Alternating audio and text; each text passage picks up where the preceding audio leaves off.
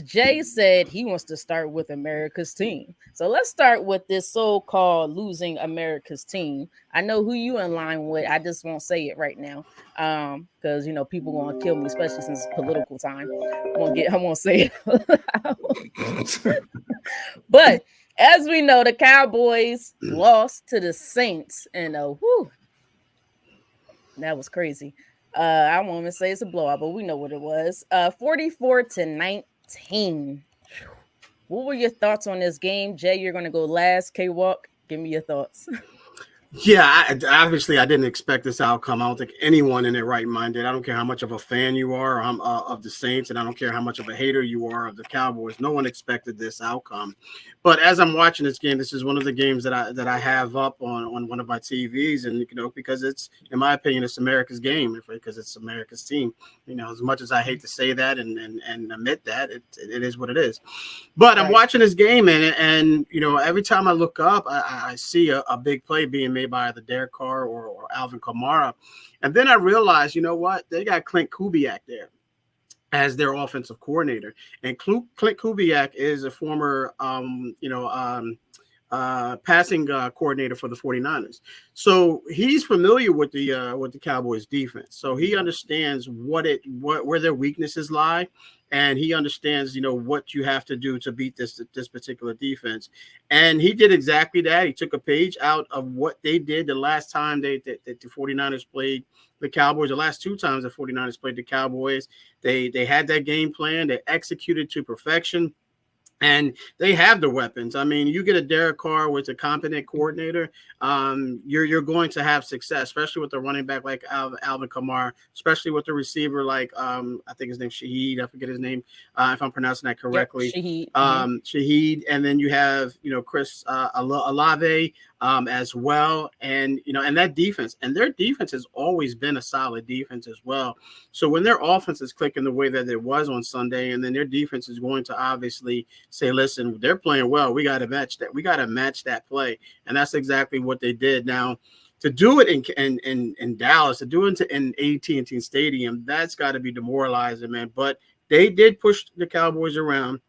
They implemented that Kyle Shanahan. Yes, I said Kyle Shanahan, Mike Shanahan type of offense, where it's physical play. They want to play physical football. They want to run zones, off the tackles, and they did exactly what he's doing. That's why he's there to run that offense. And for them to score 91 points in 2 games is telling you how much of a big difference that Clint Kubiak is. My question is, you have one person on that defense that wants to be paid as an elite pass rusher. He wants to be up there with the Bosas, with the Watts, with the Garretts. And that's Michael Parsons. And as great as a pass rusher he may be, he can line up all across the line. He has serious issues in that run game. He cannot stop the run. I don't know if it's due to size. I don't know if it's due to technique. I'm not exactly sure. But when it comes, any team can basically run at him. And I could guarantee you from here on out, I mean, we've known this for a while now, but teams sometimes never really took the opportunity to attack them in that way, usually because the Cowboys are up. So now you're trying to come from behind. You're just throwing the ball down the field, constantly trying to catch up. But when the Cowboys don't score first, or when they're down by a couple of scores, it could be a touchdown on the field goal. Maybe it's 10 points. They tend to struggle the most, mainly on the defensive side of the ball. And I don't know if it was me noticing this, or I don't know if I'm pretty sure you guys noticed it as well. The defense looked a little weak yesterday. I mean, not yesterday. They look weak yesterday too. But so Sunday, the Cowboys defense they didn't look like their mind was into it. I don't know if they came in and said, we got this. I'm not exactly sure what it was, what their mentality was, but it just looked like they were babies trying to go up against grown men, and it just wasn't working. So that's something that they're absolutely going to have to correct, because our Kamara tore through them like nothing. Like it was literally like he was in practice in the off season, going through the obstacle course. So I was really impressed. I'm gonna be honest with you guys. I think I did underrate the Saints. I just wasn't sure. They haven't been healthy, and I don't know how long. We know they lost Michael Thomas, a couple other players. So we just wasn't sure. We wasn't sure we would get the same Derek Carr as from before, when most people were excited. But boy, did they click to on Sunday. They clicked. They played very well. I love the offense that they ran. They kept it pretty simple, in my opinion. The offensive line played fantastic. Dallas has some issues, and I'm trying to figure out where they're going to go because I don't know where Dallas stands. I just don't know. But Jay, this is your so-called team, at least for right now. I know you got another week to figure it out, but this is your so-called team. What are your thoughts on this game? I really think it's pretty simple. Number one, I agree. Like K-Walk, the Saints were fantastic. That's a good football team, right? Like the Saints they're going to be a really good football team this year. So Dallas lost to a really good team. I want to make sure I give the Saints a lot of credit. But I will say, after about 2 or 3 plays of that game, I text my brother Phil and I said, what is Micah Parsons doing? He doesn't look like he's ready to play. Because to me, he looked like he was just kind of loafing and mofing around, just kind of lost, going half speed. So that was the first thing. Then about a minute later, I sent another text. I said, none of them look like they're ready to play. So number one, I just don't know if they came into that team with the right attitude and mindset to be in a really tough football game. And that's not an excuse because the Saints took it to them. But I just thought that Parsons could have brought a little bit more intensity and energy to kind of set the tone for the defense. Right.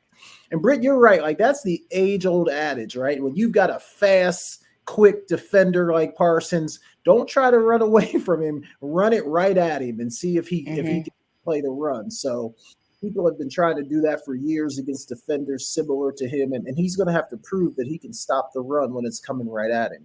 The other thing, as I texted my other brother, Jerry, he put it real simple. He said, Jay, the Cowboys did not play a good football team in week 1, so they looked like they were pretty good. They played a really good football team in week 2, and it showed that Jerry Jones did not do anything to make this team better in the offseason. And I think that's the answer to every question. They didn't make any adjustments. They didn't add anything. They didn't do anything to make the team better.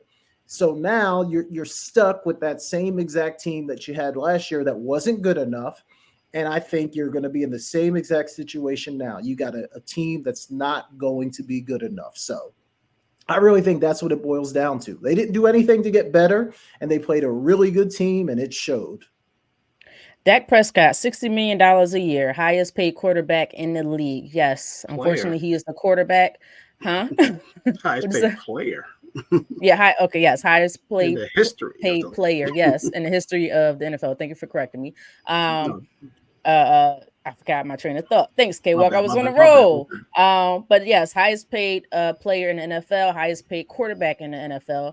The last 2 games, does he look like he is the highest paid player? Is this too early to judge him? Is he deserving of that contract? When we look from 1 week within the 2 weeks, anybody can take this. I'm just going to say, well, the first game, yeah, he looked like it, but then we talked about the depleted Browns. We talked about it last week and how I felt the Browns were a depleted team, but everybody wanted to talk about how good the Cowboys looked, and everybody wanted to write off Deshaun Watson as well.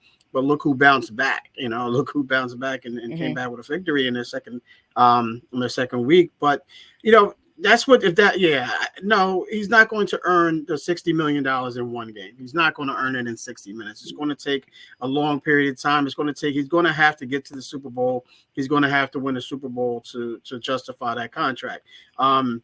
It's not going to be justified in week 2, regardless if they would have won that game by 44-19 or lost it. He still got a long way to go. We seen last season the 49ers lose 3 in a row. Everybody wanted to write them off. They wound up in the Super Bowl. So a lot of these teams right now are they're looking bad right now because there's parity. There's parity, and a lot of teams are hurt as well. No excuse there, but nonetheless, I think you have to give them time. On Sunday, no. Definitely didn't look like he was worth $600 or $60,000, let alone $60 million. But nonetheless, you gotta let it play out. Out. He's getting paid $60 million a year, not $60 million a game. So let it play out. So it's let it play out. He's been in the league for what is his, this is his ninth season, 10th season.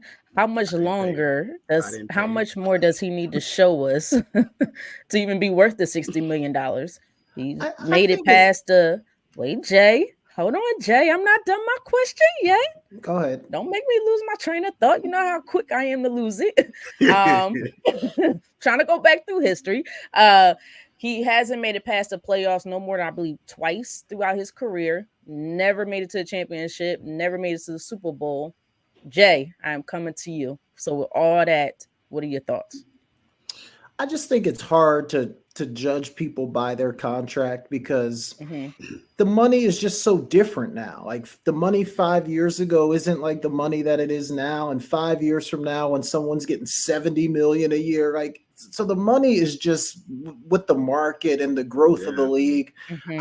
I mean, we could probably list take the top 10 highest paid quarterbacks in the league, and we could probably go through all of them and say, hey, is he worth 50 million a year? Is he worth Exactly. 55? So I don't Right. think Dak has necessarily been the reason why they don't win. I mean, he was 27 for 39, almost 300 yards on Sunday. He did throw, he's got to stop turning the ball over. He threw two interceptions, but he's got to stop Hmm. doing that. But I don't think Dak is really the reason why they don't win. I mean, they got to play better defense. They got to be able to run the football. Like, there's just some other things that they've got to be able to do to help him. But I think his contract is just what the market is paying people right Mm-hmm. now. And the Right. next guy like Purdy's going to be up next. He's going to get a ton of money. And people might say, hey, is Purdy really worth that much money? I mean, that's just the nature of the beast right now. But I don't think that's the reason why they haven't won. Hmm. I just think football is the total team sport. Like it takes everyone. And if your defense is going to give up that many points, it's going to be really hard to win a football game, no matter how good the quarterback plays. I do agree with you, but I will say this, and I hate to say this. Purdy has made it to the Super Bowl and an NFC championship throughout his 3-year career. Much difference He than has. He definitely than has. losing in the first round for the majority of your career. So I will say that is the one difference. And yeah, that's I'm gonna just keep it at that. All right, guys.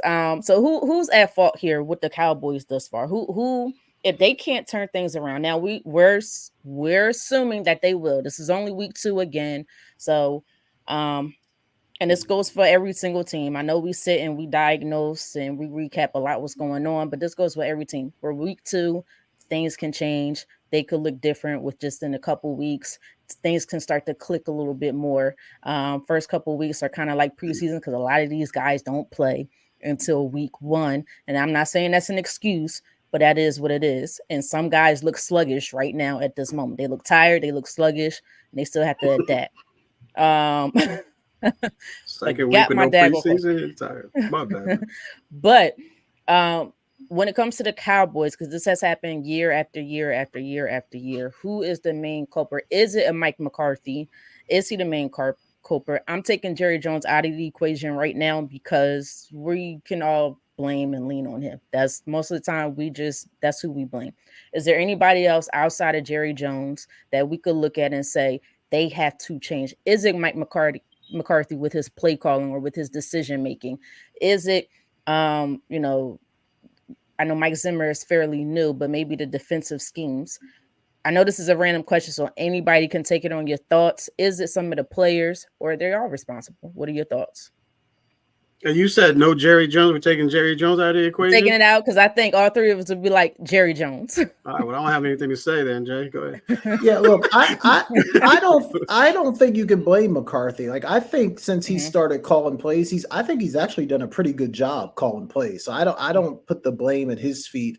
I just think like collectively as a roster, I just don't know how good they are. And Britt, you said, can they turn it around? I'm not so sure they can. Like they got the Ravens next week. That could easily be a loss. They do have the Giants. You would think they could win, but then they got the Steelers, the Lions, the 49ers, Defense, and the defense, Falcons. Like none defense. of those are going to be easy Mhm. wins. So, I mean, you could be looking at a team that out of the next 5 games, they might lose 4 out of the next 5 if things don't go Right. their way. So, I'm not so sure that they can turn this thing around. We'll see. definitely going to be interesting to see. Me personally, I hope they don't turn it around. But again, my team also has to turn it around in order for things to happen. We're not going to talk about that yet. We're going to say that. Not quite last, but close to last. Just rip the Band-Aid off, Brett. I pulled the Band-Aid off slow.